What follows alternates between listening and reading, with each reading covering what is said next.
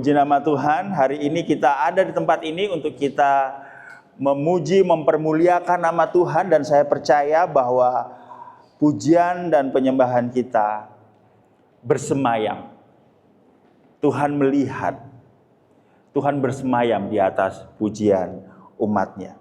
Nah saudara, pada hari ini kita akan melanjutkan seri khotbah kita untuk bulan Oktober dan November mengenai berhala hati dan Injil yang lebih indah. Sama-sama katakan indah, saudara.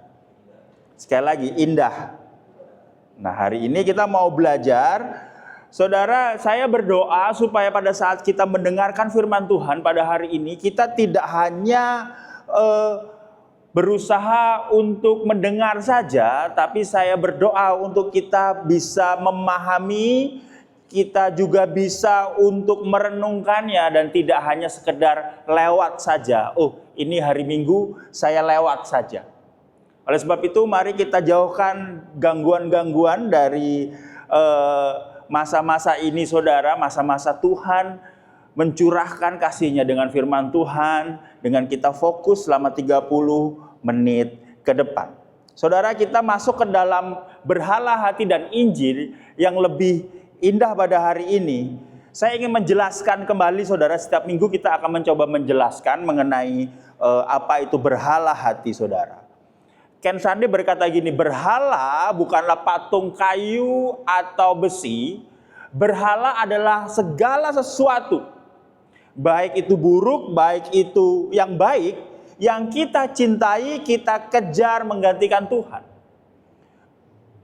Menurut Alkitab, berhala adalah sesuatu selain Tuhan, mengarahkan hati kita, memotivasi kita, menguasai atau memerintah kita, atau yang kita layani. Tim Keller berkata begini, bahwa apapun dalam hidup Anda yang sangat penting bagi hidup Anda, mari kita renungkannya, sangat penting bagi hidup Anda, sehingga Anda tidak dapat memiliki kehidupan yang berarti jika kehilangannya. Mari kita merenungkan pada hari ini apa yang begitu penting dalam kehidupan kita, sehingga pada saat kita kehilangan itu, kehidupan kita sudah menjadi tidak berarti lagi. Hanya saudara yang bisa menjawab, hanya saya yang bisa menjawab, dan hanya Tuhan yang bisa tahu. Seperti minggu-minggu lalu kita klasifikasi saudara, ada berhala luar yang konkret dan di atas permukaan yang bisa kita lihat. Ada juga berhala dalam, tidak kentara dan lebih dalam. Padahal ini adalah yang paling penting penyebabnya. Berhala luar ada uang, karir, keluarga, pasangan dan lain-lain. Dan kita klasifikasi berhala dalam adalah 4 jenis: kuasa, kontrol, penerimaan, kenyamanan. Contohnya, minggu lalu kita membahas berhala kontrol, saudara. Uang. Kita mencari uang, bukan kita cinta uang. Kelihatannya kita cinta uang, berhala kita uang. Tetapi kita mencari apa yang uang bisa berikan. Termasuk mengontrol, saudara, orang lain, masa depan, mencari rasa aman. Sehingga kita mengorbankan keluarga, mengorbankan orang lain. Tapi permasalahannya ada orang yang punya uang, tapi hidupnya nggak aman-aman banget, saudara.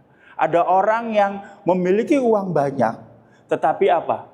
Dia terus mencari identitasnya dan kurang. Saudara, cari uang itu nggak salah. Tetapi motivasi apa kita mencari uang? Bisa saja karena kuasa, karena kontrol, penerimaan, ataupun kenyamanan. Nah, berhala dalam ini kita juga menyebutnya sebagai 4 akar dosa motivasi. Tadi kita udah baca power, approval, comfort, dan control, saudara. Nah, pada hari ini kita akan belajar mengenai berhala power atau kekuasaan. Minggu lalu kita belajar berhala kontrol atau bagaimana orang mau kita, yang penting kita bisa aman dengan kita bisa mengendalikan semuanya menjadi Tuhan. Nah, minggu depan Celinda akan berbicara mengenai kenyamanan, saudara.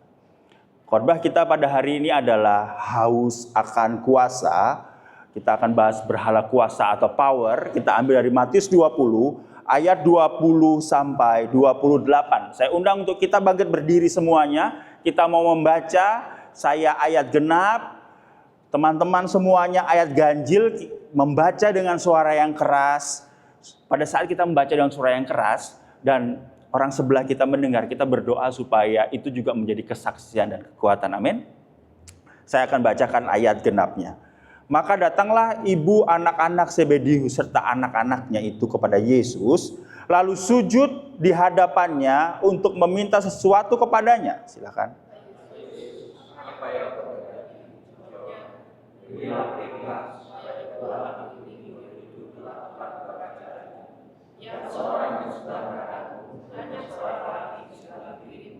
Tetapi Yesus menjawab, katanya, kamu tidak tahu apa yang kamu minta.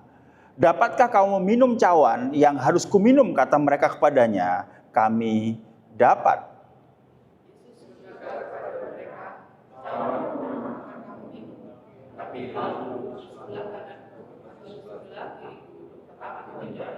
Berikan itu kepada.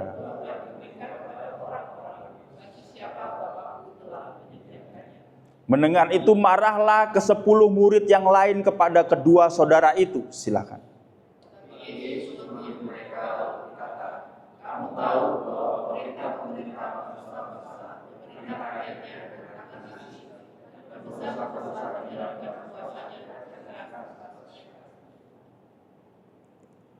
Tidaklah demikian di antara kamu, barang siapa ingin menjadi besar di antara kamu, hendaklah ia menjadi pelayanmu.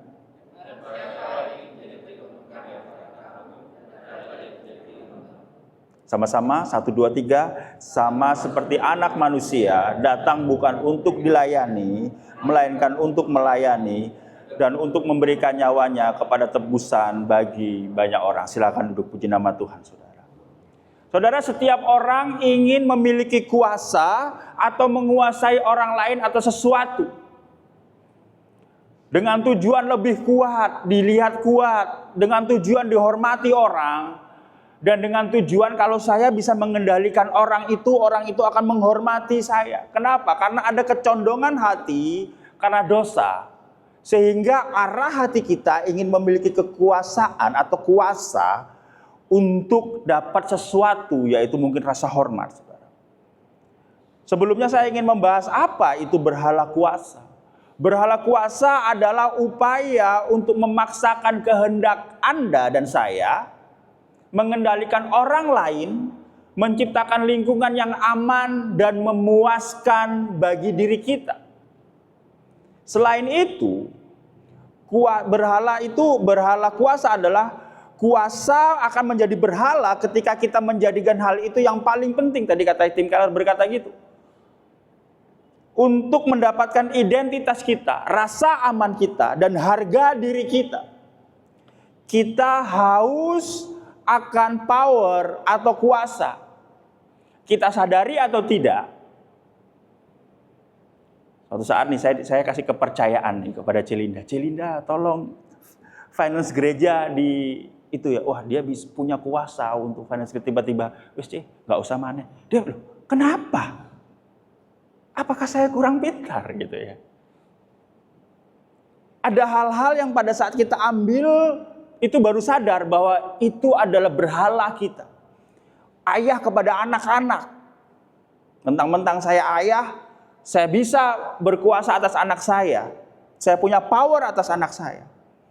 Saudara, ibu dari anak-anak Zebedeus ini meminta tempat kekuasaan di samping Yesus. Lalu Yesus mengoreksi mereka semua dan murid-murid lain menjadi marah. Perhatikan, orang-orang rohani di luar gereja pun, atau orang kerja pun, atau orang pelayanan pun, keluarga, tua muda, orang tua anak cenderung memiliki hal seperti ini. Berhala kuasa itu tidak pandang bulu, saudara. Setiap kita, baik yang doanya sejam sehari, baik yang gak pernah doa, baik yang pelayanan maupun gak pelayanan, semua punya kecenderungan berhala. Nanti kita bisa lihat mana di akhir bulan November, kita bisa lihat mana sebenarnya berhala yang kuat di saya. Apakah kontrol, apakah berhala power, kuasa, atau kenyamanan, atau pengakuan justru. Hari ini kita akan belajar 3 hal mengenai berhala power ini yang kita baca dari teks Matius 20 ayat 20-28. Kita akan membahas adalah bahwa ternyata dalam teks itu setiap kita haus akan kekuasaan, cenderung untuk mencari kekuasaan. Yang kedua adalah walaupun begitu kita tahu bahwa mengejar kekuasaan itu akan menghancurkan kita. Lalu bagaimana?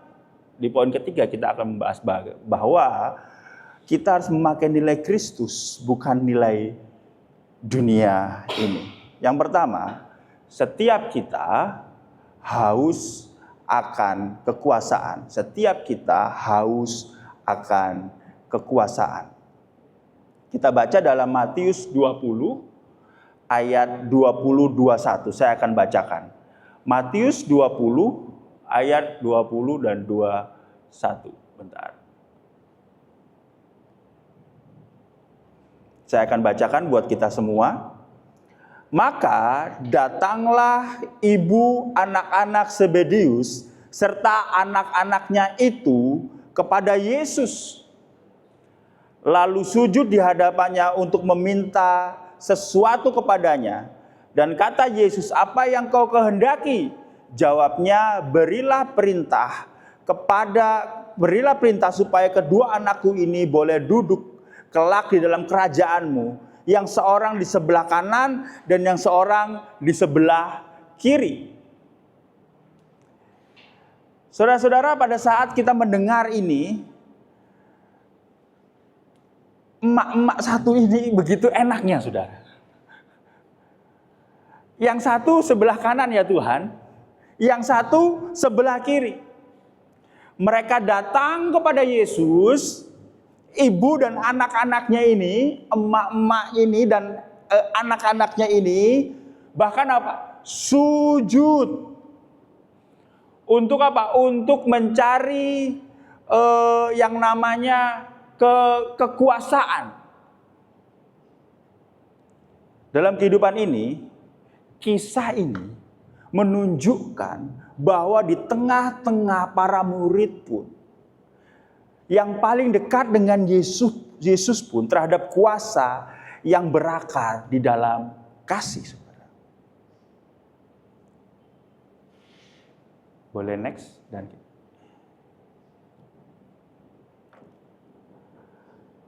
saudara, orang-orang yang paling dekat dengan Yesus sehari-hari makan bersama Yesus, minum bersama Yesus, bahkan dicemooh bersama Yesus, masih memiliki kecenderungan berhala kuasa yang melekat dalam hati. Apalagi kita semuanya, kita mau berkuasa atau kita haus terhadap kuasa, terutama hal-hal yang mau memuaskan diri kita. Tapi ini yang bikin sedih, saudara. Kita menyembah dan mempergunakan Yesus untuk memenuhi ambisi kita. Mari kita renungkan. Kalau kita ingin sesuatu, kadangkala ini yang kita lakukan. Kita menyembah dan mempergunakan Yesus untuk memenuhi ambisi kita. Kalau perlu saya sujud. Saya datang. Saya sujud. Kita datang kepada Yesus menyembah, sujud hanya untuk memenuhi ambisi kita, bukan untuk menyembah. Terlihat tidak ada yang salah, saudara, dengan sikap kerohanian kita. Atau mungkin kita nggak sadar, tetapi motivasi hati kita saat datang kepada Tuhanlah yang salah. Mari kita renungkan.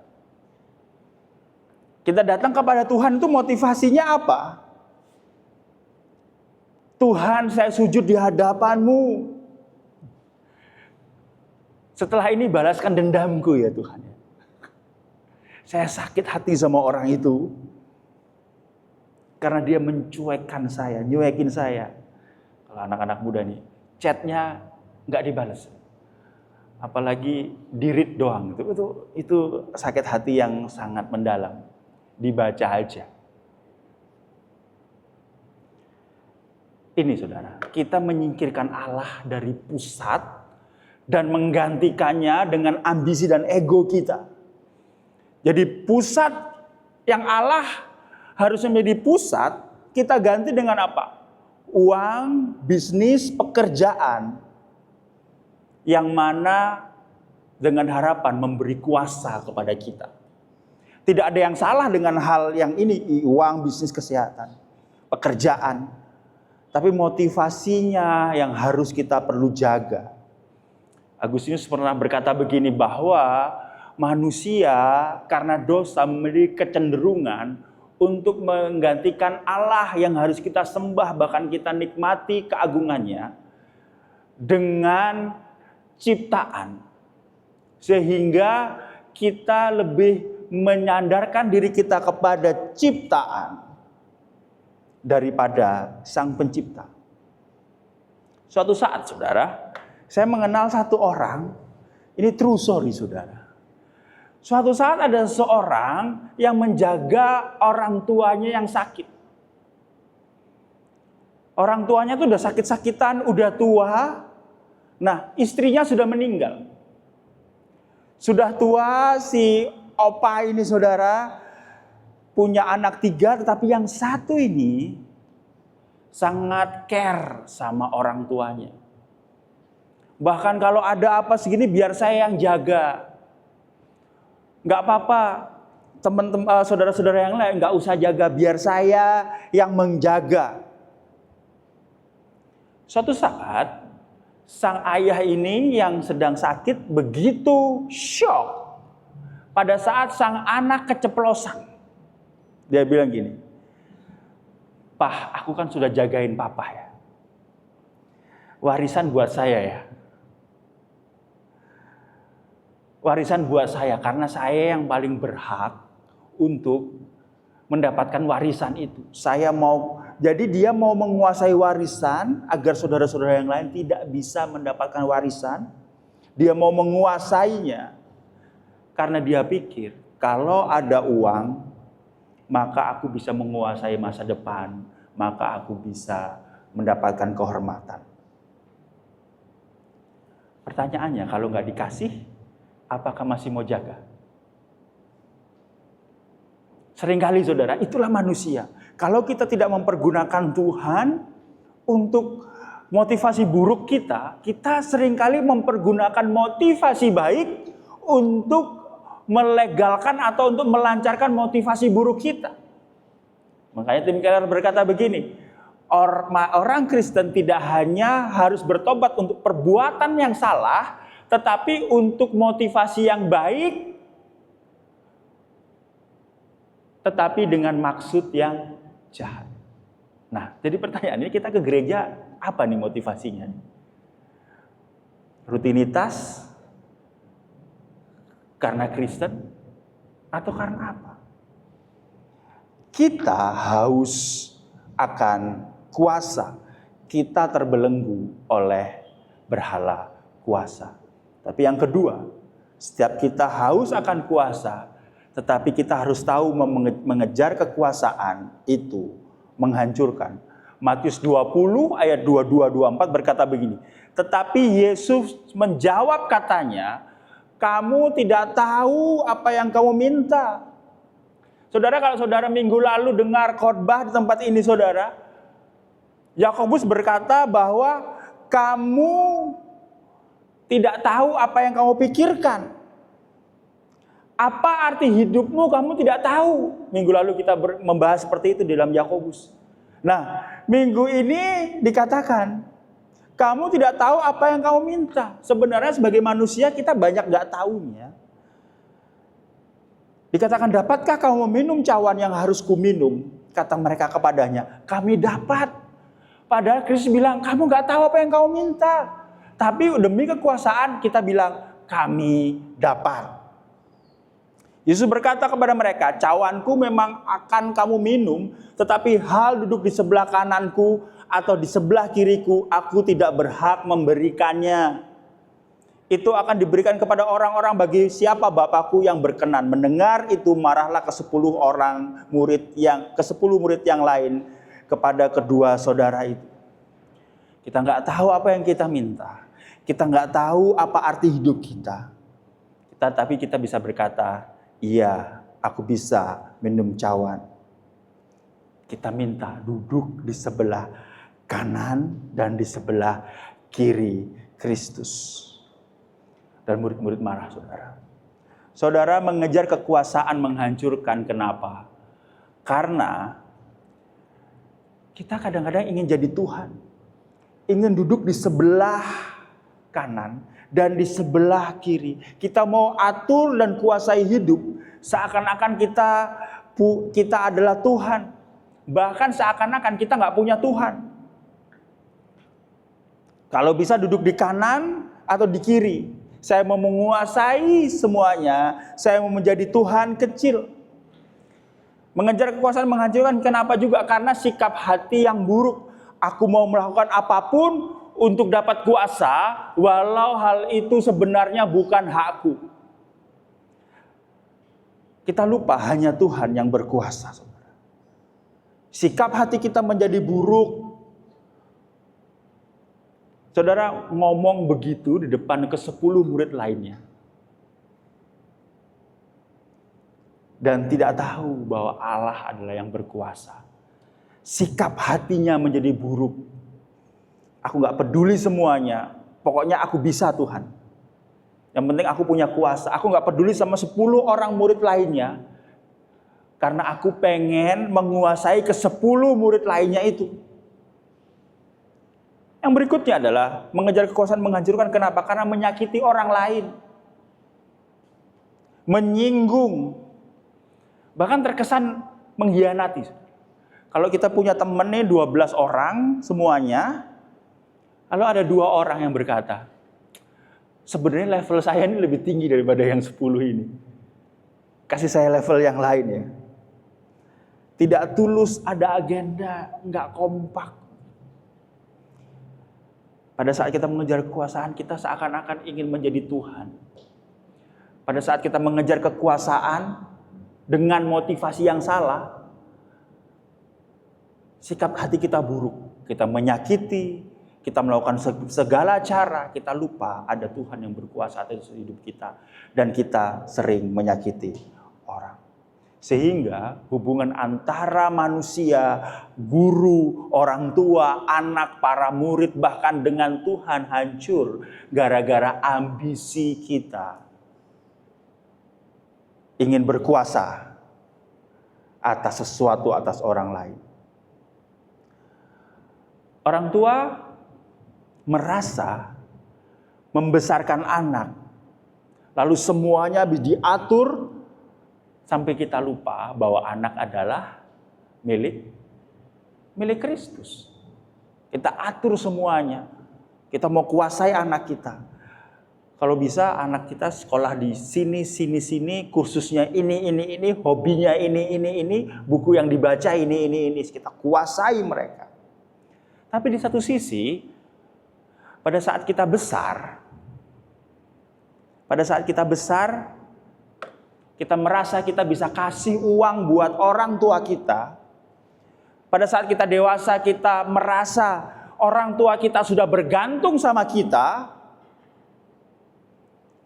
Kita bergantian untuk mencoba berkuasa atas orang tua kita. Kita lupa bahwa semua karena anugerah dan pertolongan Tuhan. Suatu saat, saudara, saya itu bukan anak yang baik-baik banget lah kepada orang tua.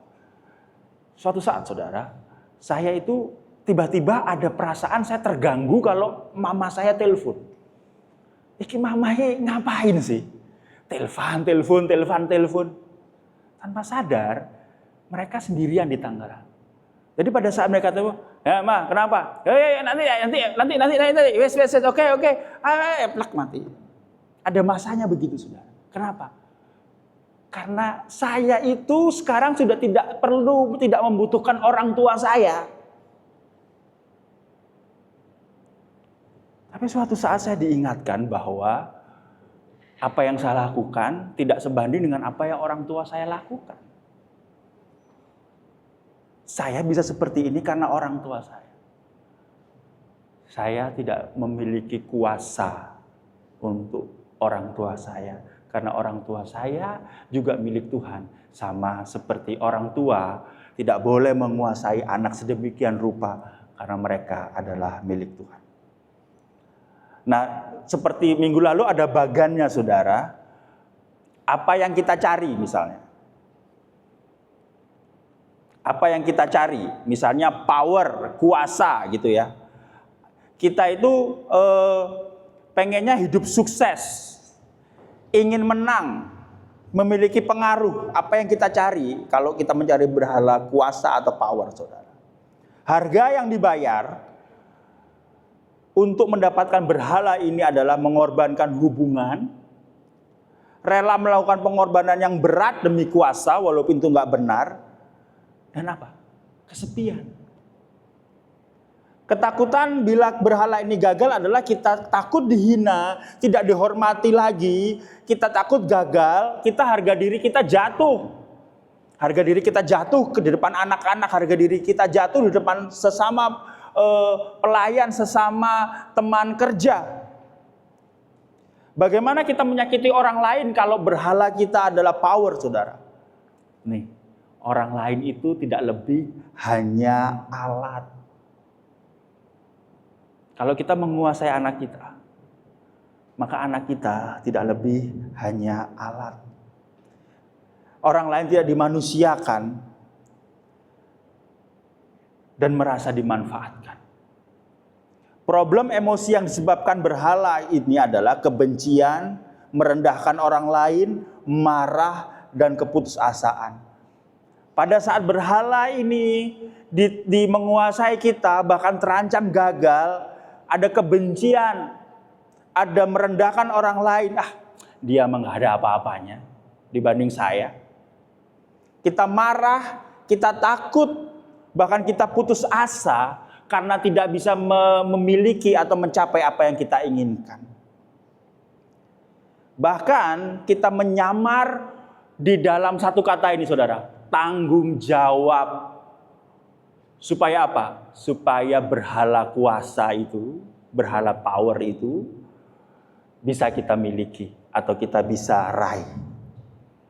Suatu saat, saudara, ada CEO yang sudah 30 tahun bekerja. CEO ini punya konflik dengan keluarganya, dibilang ini ada tanggung jawab saya. Topengnya tanggung jawab, saudara. Sebelum jadi CEO, dia mulai bisnis atau mulai menjadi karyawan paling bawah. Dia merasa pintar dan bisa karena memang dia pintar dan bisa, seorang CEO.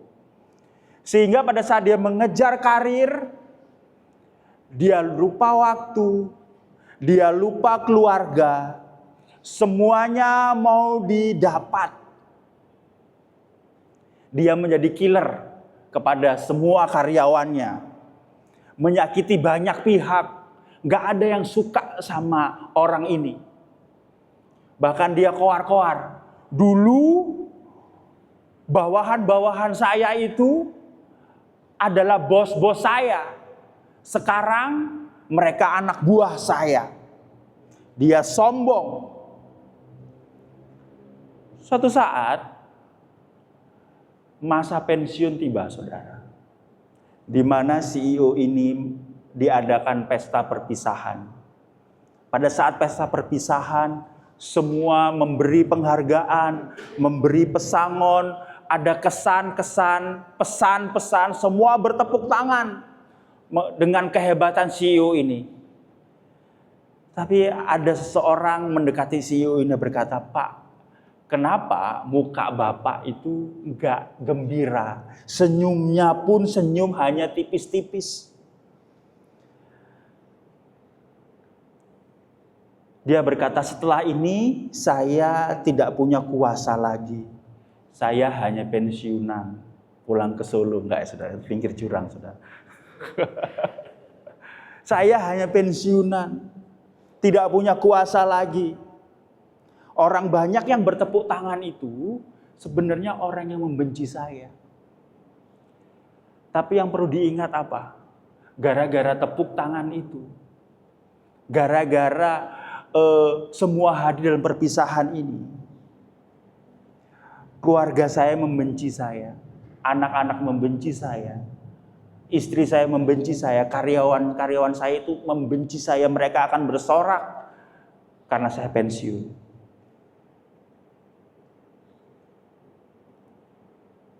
Ini harga yang saya harus bayar. Saya kehilangan semuanya. Pada akhirnya kuasa itu pun hilang dari tangan saya. Saudara, ini adalah gambaran kita, saudara.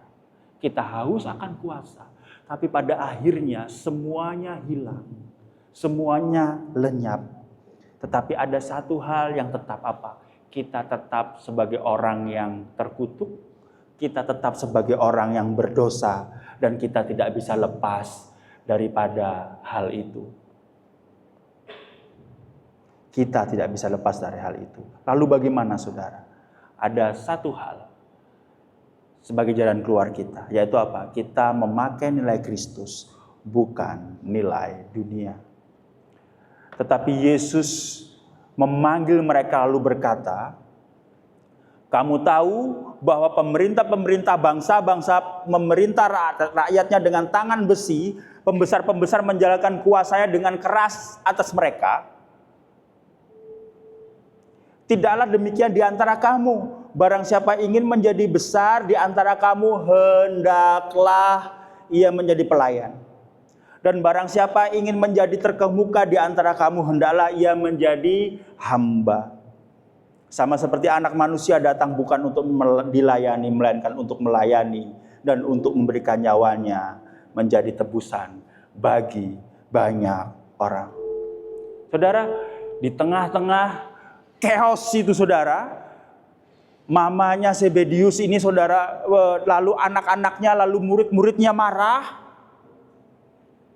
Apa yang dilakukan Kristus? Ini, saudara, Yesus memanggil mereka. Ada sebuah undangan. It's okay chaos. Nggak apa-apa chaos. Nggak apa-apa yang satu ingin mengkhianati, yang satu marah.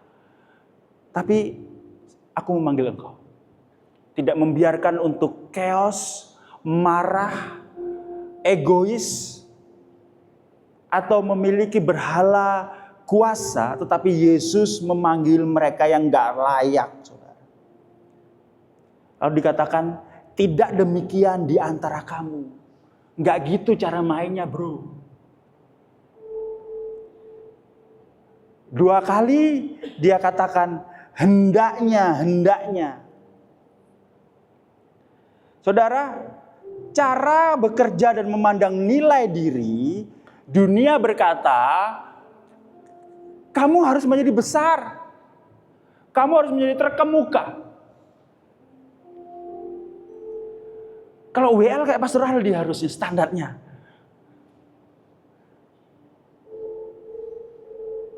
Tetapi Yesus berkata cara bekerja dan memandang nilai diri itu harus menjadi pelayan. Dunia berkata, ini saudara, sebagai anak tuh selalu gini, kamu nanti jadi orang berhasil ya, jadi orang sukses, nggak salah saudara. Kamu akan menjadi terkemuka ya.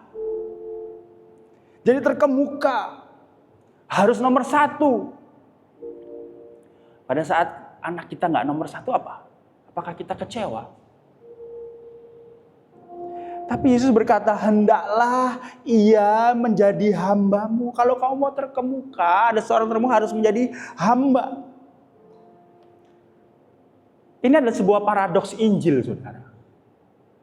Kalau kamu mau jadi besar, maka jadi apa, saudara? Kecil. Kalau mau tinggi, maka harus turun. Kalau harus jadi leader, jadi pemimpin, jadi gembala, jadi bos, jadi CEO, apapun, maka harus melayani terlebih dahulu. Kalau kamu mau kuat, maka kamu harus lemah dan rapuh. Tapi kecenderungan kita mencari apa yang dunia ajarkan ya. Kita diajarkan oleh dunia, trust yourself, percaya aja dengan dirimu. Nggak bisa kita percaya dengan diri kita. Atau be yourself, jadilah diri sendiri. Saudara, Kristus mengajarkan jalur pelayanan dan jalur hamba adalah jalur menuju ke atas. Orang yang dianggap terbesar, unggul, terhormat itu harus menjadi pelayan. Dalam bahasa Yunaninya diakonos. Dunia berkata, naiklah supaya kamu besar. Yesus berkata, turunlah supaya kamu ditinggikan Allah. Paradoksnya ini, naiklah supaya kamu dianggap besar. Lakukan apapun. Sampai kamu anggap dirimu layak untuk duduk di sebelah kanan Yesus. Tapi Yesus berkata, turunlah supaya kamu ditinggikan. Tapi hati kita berbelok, saudara. Kita lebih condong kepada apa yang dunia nilai daripada apa yang Kristus nilai. Merendah dan menjadi hamba itu, pandangan dunia adalah hina. Dan menghilangkan nilai diri. Tapi perhatikan ayat ini, saudara. Sama seperti anak manusia datang bukan untuk dilayani, melainkan untuk melayani. Dan untuk memberikan nyawanya menjadi tebusan bagi banyak orang. Anak manusia datang bukan untuk dilayani, melainkan untuk melayani. Yesus yang adalah Tuhan malah menanggalkan haknya untuk melayani agar saat kita tergoda mengejar posisi untuk dihormati, salib mengingatkan, kuasa sejati adalah dengan memberi diri, mengorbankan diri, saudara. Dikatakan, dan untuk memberikan nyawanya menjadi tebusan bagi banyak orang. Yesus Tuhan mengorbankan dirinya agar kita sadar untuk dapat diterima. Kita tidak perlu mengejar kuasa semu, tetapi kita diberi kasih karunia. Bahwa pada saat Anda dan saya itu ingin mengejar sesuatu untuk diterima melalui pengorbanan Kristus, kita diberitahu bahwa engkau gak perlu mengejar kekuasaan semu, tapi kita diterima atau diberi kasih karunia, saudara. Kita diberi kasih karunia. Hanya mereka yang aman dalam identitas di dalam Kristus yang berani merendahkan diri, saudara. Hanya mereka yang aman identitasnya dalam Kristus yang berani merendahkan diri. Kalau engkau tidak aman dalam Kristus, engkau pasti akan gampang tersinggung. Engkau gampang bete. Rasa aman ini, saudara, membebaskan kita dari kebutuhan akan pengakuan dunia dan kebutuhan untuk menguasai dunia. Mari kita renungkan pengorbanan ini, saudara. Salib menunjukkan apa yang dicari berhala, kuasa atau power, yaitu rasa aman, dihargai, dikasihi orang, tidak akan memuaskan Anda. Gak akan memuaskan diri kita, mau kurang terus. Tetapi salib adalah jawaban sejati Anda untuk aman, dikasihi, dan dihargai. Bukan melalui kuasa, tetapi melalui pengorbanan, kerendahan, dan kerelaan Kristus. Semakin kita sadar siapa diri kita di hadapan Tuhan. Siapa kita di hadapan Tuhan? Orang yang gagal. Orang yang penuh dosa. Orang yang tidak layak, namun diselamatkan, namun dilayakkan. Semakin kita sadar akan hal ini, kita tidak akan melihat posisi atau status identitas yang harus dilayani terus-menerus. Tetapi dorongan untuk melayani orang lain. Saudara, salib mengubah kita.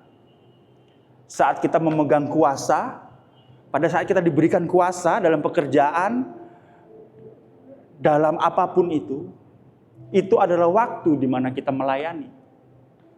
Saat kekuasaan kita terancam, kita bisa mengendalikan diri karena kita tahu bahwa nilai sejati kita terjamin tanpa perlu menguasai. Nilainya diberi, saudara, dikasih karunia. Dan bahkan saat kita gagal dan kuasa kita hilang, kita tahu ada Kristus yang turun untuk kita menyertai dan menjadi tempat kita berlari, saudara. Pada hari ini 3 hal, saudara, mengenai berhala kuasa. Yang pertama, kita harus sadar setiap kita haus akan kekuasaan. Paling enggak pengen berkuasa. Ya, wajar bisa menjadi alat yang baik, tapi pada saat motivasi kita salah, menjadi berhala. Dan kita perlu tahu saat mengejar kekuasaan itu menghancurkan hubungan keluarga, hubungan teman, bahkan hubungan kepada Tuhan hancur. Tapi jalan keluarnya kita memiliki nilai Kristus, bukan nilai dunia. Kita memakai itu untuk identitas hidup kita. Pada hari ini saya undang kita bangkit berdiri, saudara.